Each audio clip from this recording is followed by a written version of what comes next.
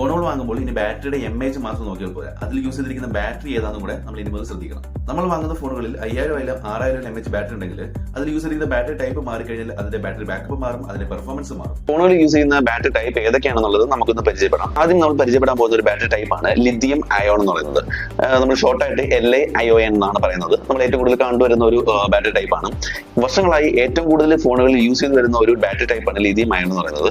ഇതിന്റെ ഒരു പ്രത്യേകതയാണ് ഒരേ വലിപ്പത്തിൽ നല്ല കപ്പാസിറ്റി കിട്ടുന്ന ഒരു ബാറ്ററി ടൈപ്പാണിത്. അതുപോലെ തന്നെ ചാർജ് ഒക്കെ നല്ല രീതിയിൽ ഹോൾഡ് ചെയ്യാനുള്ള ഒരു കഴിവും ഈ ഒരു ബാറ്ററി ടൈപ്പിനുണ്ട്. അതുപോലെ തന്നെ മാനുഫാക്ചറിംഗ് കോസ്റ്റ് കുറവായതുകൊണ്ട് ബഡ്ജറ്റ് ഫോണുകൾ മുതൽ ഫ്ലാഗ്ഷിപ്പ് ഫോണുകൾ വരെ നമുക്ക് ഈ ഒരു ബാറ്ററി ടൈപ്പ് കാണാൻ കഴിയുന്നതാണ്.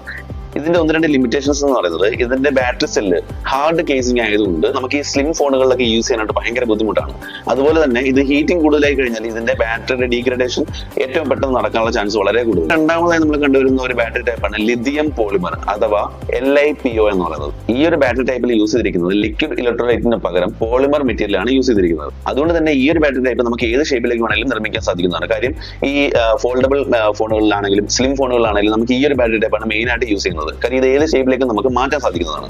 ഇതിന്റെ മാനുഫാക്ചറിംഗ് കോസ്റ്റും വളരെ കൂടുതലാണ്. നമുക്ക് അടുത്തൊരു ബാറ്ററി ടൈപ്പാണ് സിലിക്കൺ കാർബൺ ബാറ്ററി ടൈപ്പ് എന്ന് പറയുന്നത്. ഇതിൽ ഏറ്റവും പുതിയ ടെക്നോളജിയാണ് യൂസ് ചെയ്തിരിക്കുന്നത്. ഇതിന്റെ ഒരു പ്രത്യേകതയാണ് ഫോൺ കട്ടിയാവാതെ നമുക്ക് വലിയ ബാറ്ററി ഒക്കെ നൽകാൻ സാധിക്കുന്നതാണ്. ഫാസ്റ്റ് ചാർജിങ്ങിന് നല്ല സപ്പോർട്ടിംഗ് ആണ്. ഏറ്റവും കൂടുതൽ കണ്ടുവരുന്നത് ചൈനീസ് ഫോണുകളാണ് കേട്ടോ. ബാറ്ററി ഏതായാലും നമുക്ക് കുറച്ച് കാര്യങ്ങൾ ഫോൺ യൂസ് ചെയ്യുമ്പോഴത്തേക്ക് ശ്രദ്ധിക്കുകയാണെങ്കിൽ നമുക്ക് ബാറ്ററിയുടെ ഹെൽത്ത് നമുക്ക് മെയിൻറ്റെയിൻ ചെയ്തിട്ട് പോകാൻ പറ്റും. അതിൽ ആദ്യം ശ്രദ്ധിക്കേണ്ടത് 0% വരെ ഡിസ്ചാർജ് ചെയ്യാതിരിക്കാനായിട്ട് ആദ്യം നോക്കുക. അതുപോലെ തന്നെ അമിതമായി ചൂടാവാനായിട്ട് നമുക്ക് ഫോൺ അനുവദിക്കരുത്. അതുപോലെ തന്നെ ഒറിജിനൽ ചാർജർ യൂസ് ചെയ്യുക. ഇങ്ങനെയുള്ള കുറച്ച് കാര്യങ്ങൾ ശ്രദ്ധിക്കുകയാണെങ്കിൽ ഫോണിന്റെ ബാറ്ററി ഹെൽത്ത് നമുക്ക് മെയിൻറ്റെയിൻ ചെയ്തുകൊണ്ട് പോകാനായിട്ട് പറ്റും.